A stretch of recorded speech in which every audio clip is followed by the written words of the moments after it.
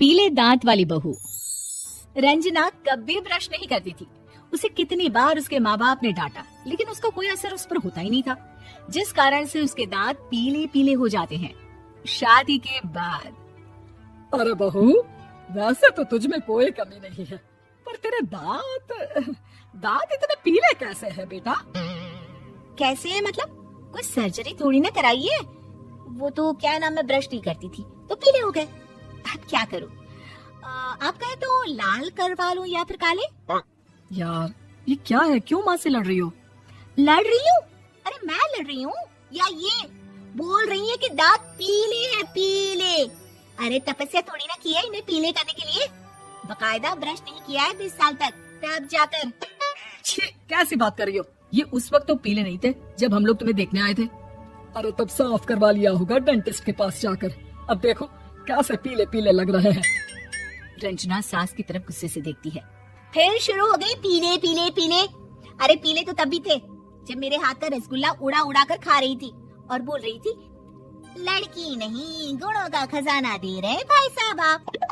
खैर अब वो लोग करते भी तो क्या करते, पीले दांत वाली बहू पल्ले पड़ी थी तो झेलना तो था ही। एक दिन कीर्तन में रंजना गाना गा रही थी। अरे कमला बहन, माँ का द्वार है, यहाँ तो सब शुद्ध होकर आता है, फिर अपनी बहू को ब्रश भी नहीं करवाती तुम। दूर से पीले पीले दांत भक्ति में बाधा उत्पन्न कर रहा है। अरे कोई 2 साल की बच्ची थोड़ी ना लेकर आई हूँ मैं बहू बनाकर, अच्छी खासी लड़की है। अरे कैसे करवाऊं ब्रश, ये तो उसे खुद करना चाहिए ना। अब माँ बाप तो इसके जैसे तैसे निपटा दिए, ये नहीं सोचा कि सास कैसे संभालेगी। सास बहू को लेकर घर आ जाती है, लेकिन सोच लेती है कि अब इसे लेकर कहीं नहीं जाएगी। अगले रोज बहू कहती है, अरे क्या हो गया, मंदिर नहीं जाना क्या? कीर्तन का वक्त हो रहा है। मेरी मधुर वाणी से कान्हा जी जागते हैं और सोते हैं। अब तो जानती है ना उनकी भक्ति में कितना मन लगता है मेरा। वो क्या है ना, तबीयत ठीक नहीं लग रही है मेरी, आराम करूंगी मैं। तबीयत ठीक नहीं लग रही? अभी तो मिथुन के गाने पर नाच रही थी आप, और अब बोल रही है कि तबीयत ठीक नहीं लग रही। अरे भक्ति में मन लगा लो सासू माँ, ऊपर जाना है, क्या मुंह दिखाओगी आप? हाँ, सास को बहू की बात पर गुस्सा आ जाता है। मैं क्या मुंह दिखाऊंगी, इसकी चिंता तू ना कर, समझी? अपने मुंह की चिंता कर, जो ये पीले पीले दांत लेकर हर जगह पहुंच जाती है। पता है लोग कितना मजाक बनाते हैं। ना जी ना, मैं नहीं जाना कहीं तेरे साथ। तो ये बात है, कोई ना, मत जाओ, मैं अपने कमरे में ही बैठकर भक्ति कर लूंगी। ऊपर वाला दांत थोड़ी ना देखता है, मन देखता है, भावना देखता है। और अरे बस बस, तू सब कुछ दिखा, बस ये सफेद चमकदार दांत ना दिखाना किसी को, है? जा यहाँ से।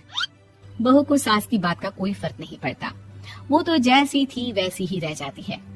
सुबह नहाकर किचन में खाना बनाना, फिर खाना खाना, कीर्तन भजन करना और सो जाना। एक दिन, माँ जी मैं सहेली के घर जा रही हूँ, शाम को लेट आऊंगी। हाँ हाँ तो जाना, मैंने कौन सा तेरी आरती करनी है घर पर बैठकर। रंजना सहेली के घर जाती है, जहाँ वो पार्टी में जाने की तैयारी कर रही होती है। अरे शिखा, कहाँ जाने की तैयारी कर रही है? मैं गलत वक्त पर आ गई क्या? अरे नहीं यार, उल्टा सही वक्त पर आई है। मैंने ये साड़ी और ज्वेलरी निकाली है यार, शाम को इनके ऑफिस की एक पार्टी में जाना है। बताना कैसा लग रहा है ये सब? नहीं यार, इस ड्रेस के साथ तो वो वाली ज्वेलरी अच्छी लगेगी। हाँ हाँ सही बोल रही है, मैंने ध्यान ही नहीं दिया। वैसे तो हमेशा से मस्त फैशन सेंस रखती है। तो बड़ा जाती होगी ना पति के साथ पार्टी में। रंजना कुछ नहीं बोलती, बस सोचती है कि यार काश ये बात सही हो जाती, पर मैं क्यों नहीं जाती पार्टी में? क्या इन लोगों की कोई पार्टी होती नहीं होगी? रंजना घर आती है और रात में पति से सवाल करती है, एक बात बताइए, आप मुझे किसी पार्टी में क्यों नहीं ले जाते? क्या आपके यहाँ ऑफिस में पार्टी नहीं होती? पति बेचारा क्या कहता कि दांत पीले हैं तुम्हारे इसलिए। अरे कोई पार्टी होती नहीं हम लोगों के ऑफिस में, तो कहाँ से लेकर जाऊं? और मार्केट, मॉल, कहीं वीकेंड घूमना, कहीं तो। अरे यार सारे हफ्ते में एक छुट्टी मिलती है, तो सोचता हूँ कि आराम ही कर लूं। क्यों? रंजना मन मार के रह जाती है। पहले कभी सास के साथ मंदिर जाया करती थी, लेकिन वो भी सास ने ले जाना बंद कर दिया। घर बैठी बैठी रंजना बोर हो जाती है। तभी उसे आइडिया आता है और वो मायके जाने का सोचती है। सासू माँ, 2 दिनों के लिए मम्मी के घर जा रही हूँ। अच्छा ठीक है, आराम से जा। और हाँ, माँ से कुछ अच्छी आदत सीख कर आना कि कैसे शरीर के हर भाग की तरह दांतों की सफाई भी जरूरी होती है, समझी? शुरू हो गई ना आप? वो लोग आपकी तरह नहीं है कि छोटी छोटी बात का बतंगड़ बना दे। उन लोगों के लिए मैं मायने रखती हूँ, ना कि मेरे पीले पीले दांत। रंजना माँ को बिना बताए उन लोगों को सरप्राइज देती है, लेकिन जैसे ही वो दरवाजे पर पहुंचती है, अंदर देखती है कि घर वाले कहीं जा रहे होते हैं। अब माँ, काश रंजना दीदी के दांतों वाली प्रॉब्लम नहीं होती तो वो भी हम लोगों के साथ चलती ना बुआ जी की बेटी की शादी में। हाँ बेटा, लेकिन अब उसे कौन समझाए कि उसको उसके पीले दांत नहीं दिखते, लेकिन उसके आसपास के लोगों को कितना एम्बैरेसिंग फील कराते हैं। मुझे तो कितनी बार उसकी स्कूल की टीचर ने शिकायत की कि उसके साथ कोई लड़की बैठना भी नहीं चाहती, और ना ही कॉलेज में कोई उससे बात करना चाहता था, लेकिन पता नहीं क्यों उसे ये बात समझ में नहीं आती। कोई कमी नहीं है उस लड़की में, बस यही कि दांत पीले हैं। वो तो भला हो जीजा जी और उनकी माँ का, जो दीदी को जैसी है वैसे ही रखा हुआ है।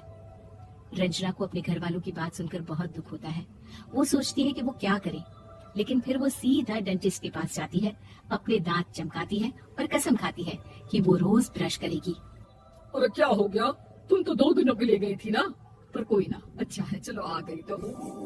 रंजना सास के सामने आकर खड़ी हो जाती है और पूरी स्माइल करती है, उसके चमकदार दांतों को दिखाती हुई। चले मंदिर। माँ मुझे माफ कर दीजिए, मैंने आप लोगों को बहुत एम्बैरेसिंग फील करवाया। मैं आज से रोज ब्रश करूंगी।